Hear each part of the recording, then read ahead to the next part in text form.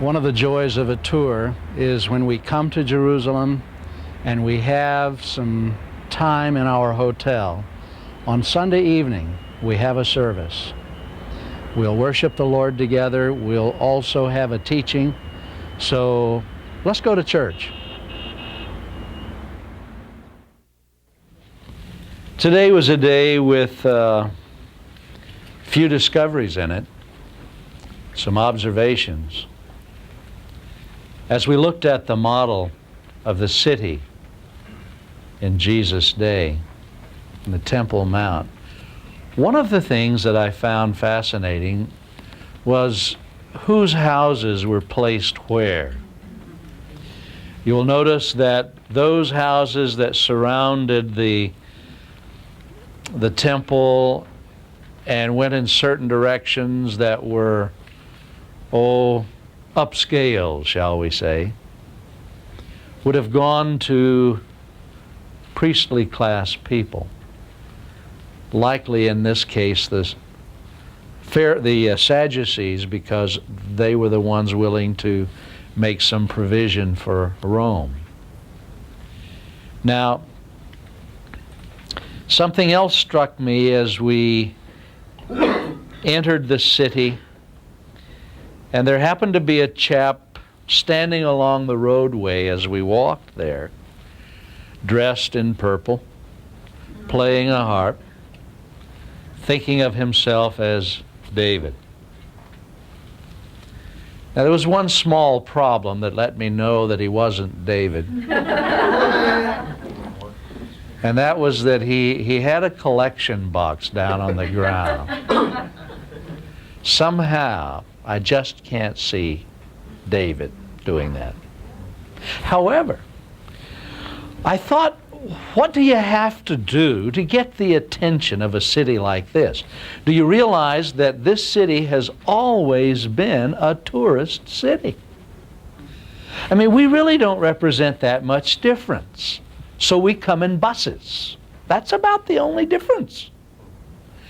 They came from distances also. It was a town to visit, to tour, to do something in, and then to go home. It has been that way for centuries.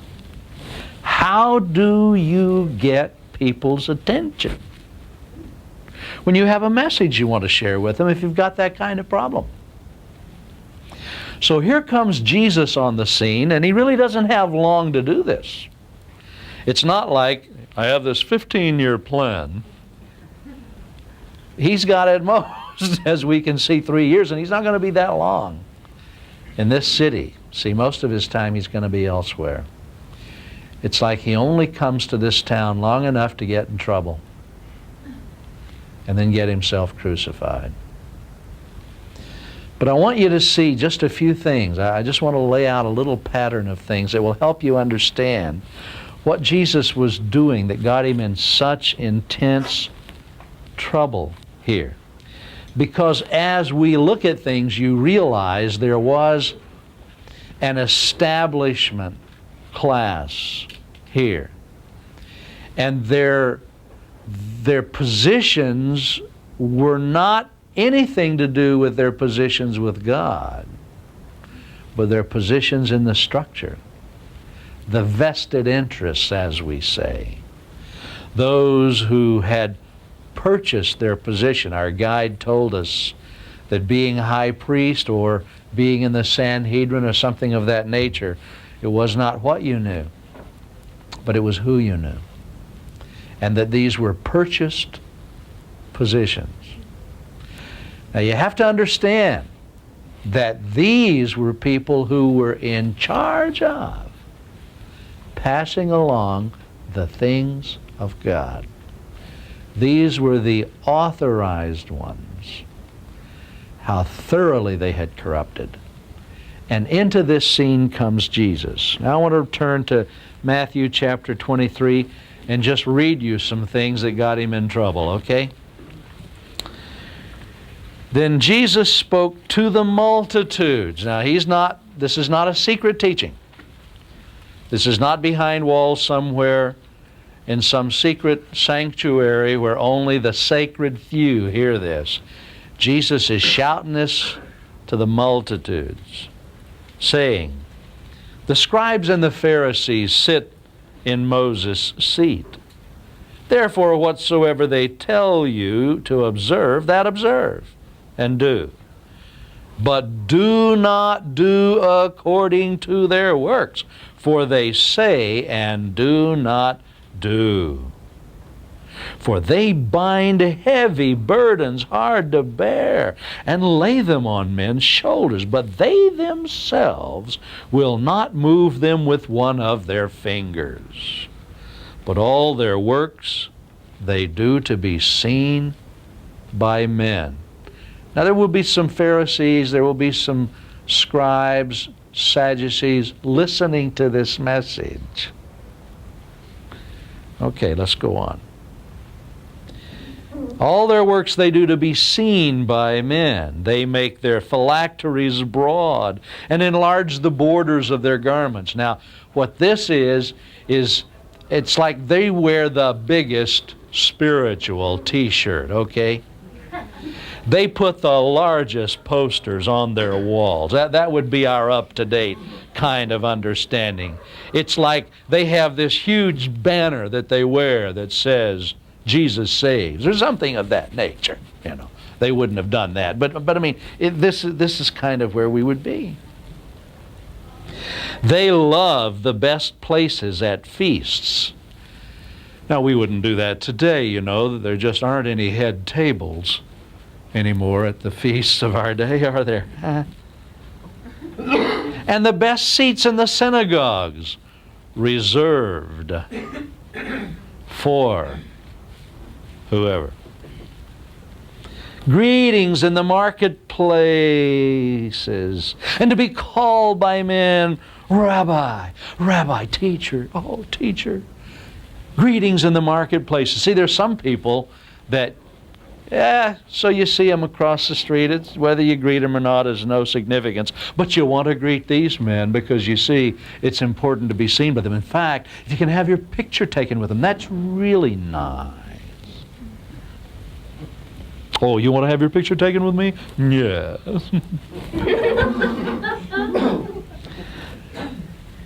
But you do not be called Rabbi, for one is your teacher, the Christ.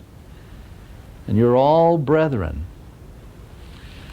A whole new system was being laid down here. A non-hierarchical system was just announced. That'll get you in trouble with the hierarchies. And do not call anyone on earth your father, for one is your Father, He who is in heaven. And do not be called teachers, for one is your teacher, the Christ. But he who is greatest among you shall be your servant. Now this was staggering. This was so staggering that even the apostles had trouble grasping this. In fact, they exhibited their inability to grasp this over and over and over. And whoever exalts himself will be humbled. Jesus is in deep trouble as he says this. But he who humbles himself will be exalted. Now, if Jesus had just left it there, it might have been okay, but now he goes after the hide of the Pharisees. Woe to you, scribes and Pharisees, hypocrites.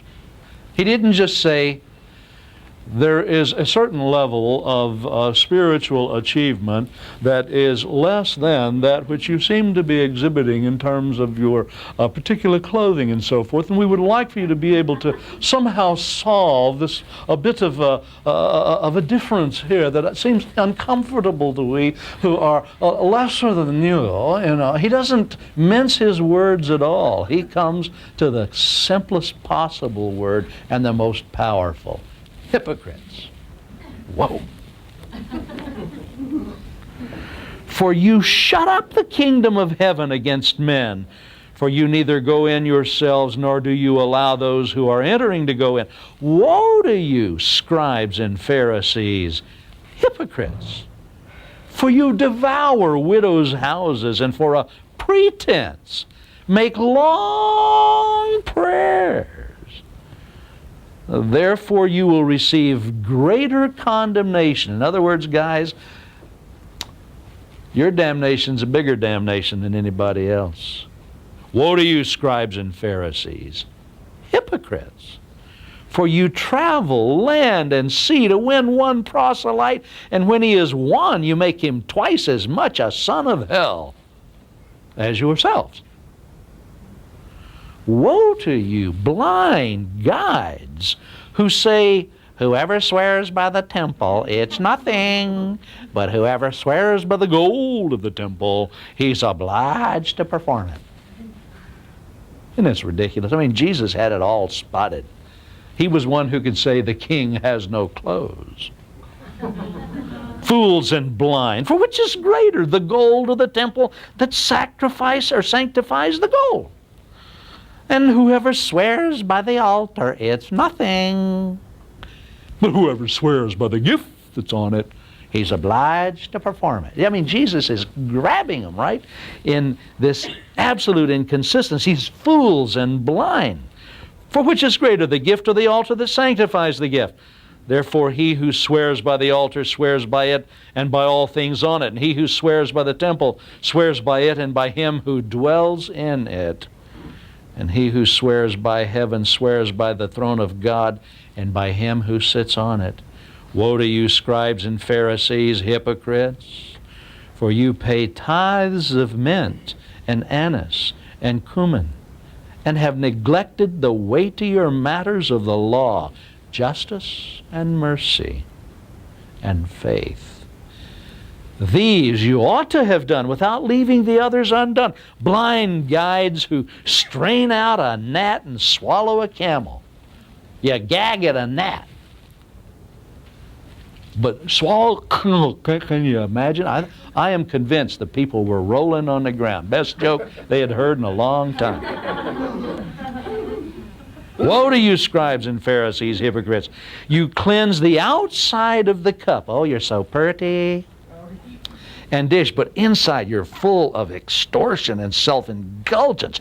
Blind Pharisees, first cleanse the inside of the cup and dish, that the outside of them may be clean also. Woe to you, scribe. Is Jesus in trouble yet?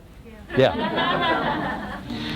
Woe to you, scribes and Pharisees, hypocrites, for you are like whitewashed tombs, which indeed appear beautiful outwardly, but inside you are full of dead men's bones and all uncleanness. Even so you outwardly appear righteous to men, but inside you are full of hypocrisy and lawlessness. Woe to you, scribes and Pharisees, hypocrites, because you build the tombs of the prophets and adorn the monuments of the righteousness, and say, if we had lived in the days of our fathers, we would not have been partakers with them in the blood of the prophets. Therefore you are witnesses against yourselves that you are sons of those who murdered the prophets. Fill up then the measure of your father's gift. Admit the whole spot, man. Serpents, brood of vipers, how can you escape the condemnation of hell? Therefore, indeed I send you prophets, wise men, and scribes. Some of them you will kill and crucify. Some of them you will scourge in your synagogues and persecute from city to city, that on you may come all the righteous blood shed on the earth, from the blood of righteous Abel to the blood of Zechariah, son of Berechiah, whom you murdered between the temple and the altar. Assuredly, I say to you, all these things will come upon this generation. Folks, Jesus was in trouble now. It wasn't a diplomatic missive at all. These were not the words of a politician. These were not the words of someone who's trying to save his neck. Well, this wasn't all that Jesus did that got him in trouble. You have to put yourself, now that you're in this city, and begin to understand what was going on. First of all, there were crowds that gathered around Jesus, but they were the wrong crowds. These were the crowds that might not make it through the security system, that heard him gladly. He kept getting on these people and saying, you know, you've missed the whole thing. Why don't you go and study mercy? He had said to them, you teach the commandments of men, traditions of men, as if they were the commands of God. He went in and he cleaned out the temple twice. Now, folks, this is going to Wall Street, see, and cleaning things out twice. He was in trouble. He really violated their sense of nationalism. I mean, he had to do with Gentiles himself as far as that was concerned. He would heal the children of Gentiles even. He spoke of all of the people that God could have blessed, but it was the widow of Zarephath, you know, that Elijah went to. What? You're bringing her up? And folks, we have a term called the Good Samaritan. Remember that? Now, in Jesus' day, that's known as an oxymoron. Mutually exclusive terms. When Jesus made the Samaritan the hero of that story, you cannot begin to believe the animosity that it roused in the hearts of these people, that Jesus would even think that a Samaritan might do something good. Jesus went so far as to say to these Pharisees, hey, look, taxpayers and prostitutes are going to make it to heaven before you do. Jesus was in trouble, folks. When he observes a widow giving a mite and declares it to be more than all the other offerings, you think the IRS will accept that? He ate with sinners. He healed on the Sabbath, folks. It was like Jesus sat down and thought, now what can I do to get myself in trouble? He said to these men who loved riches and who loved positions, he says, the things that are esteemed of men are an abomination to God. The things that men highly value are detestable in God's sight. He touched those who were not touchable. He let touch him those he should never have let touch him. Everyone noticed it. He said Jerusalem would be destroyed. What? Are you going to say that about this beautiful city?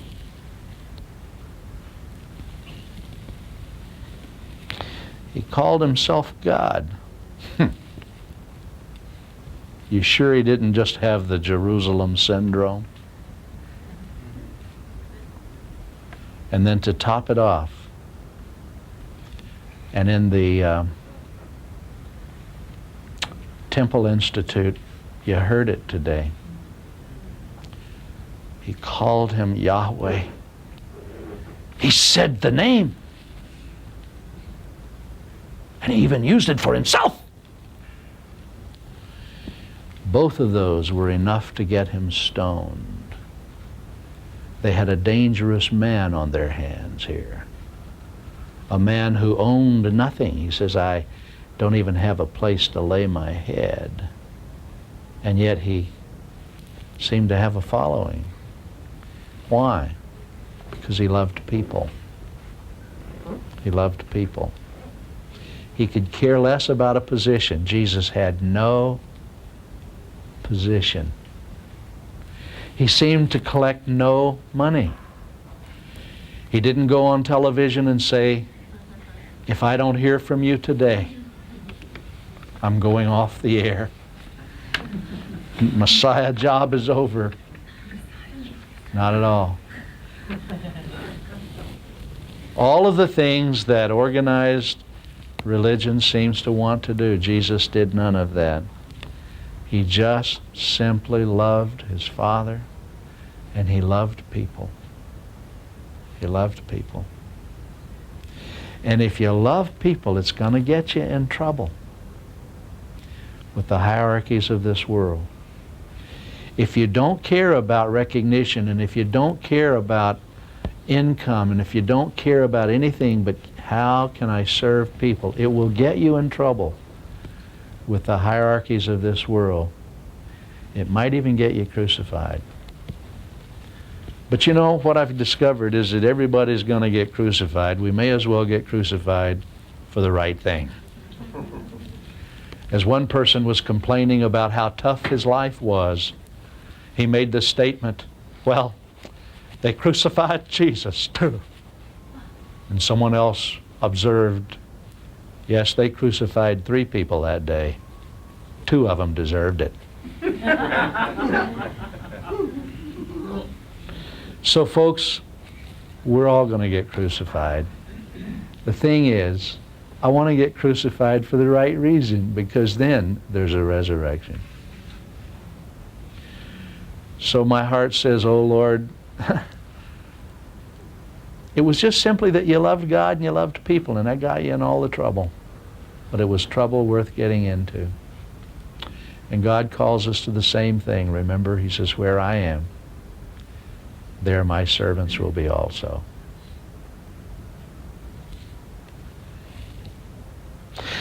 So in some ways, he was kind of like this guy who was beside the road. Who does he think he is? Calling himself God? And some mocked him and said that. Some kind of shot out the lip. He went through all of that. But you see, when you love God and you love people, you can put up with that. Because your eyes are focused on one thing.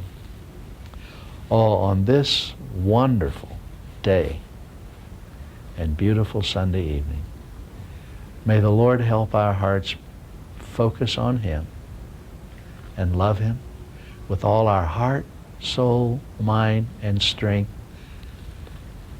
And what's the other side of this equation? And our neighbor is ourselves. Is that enough? Jesus said it was. He says, on these 2 commandments hang all the law and the prophets.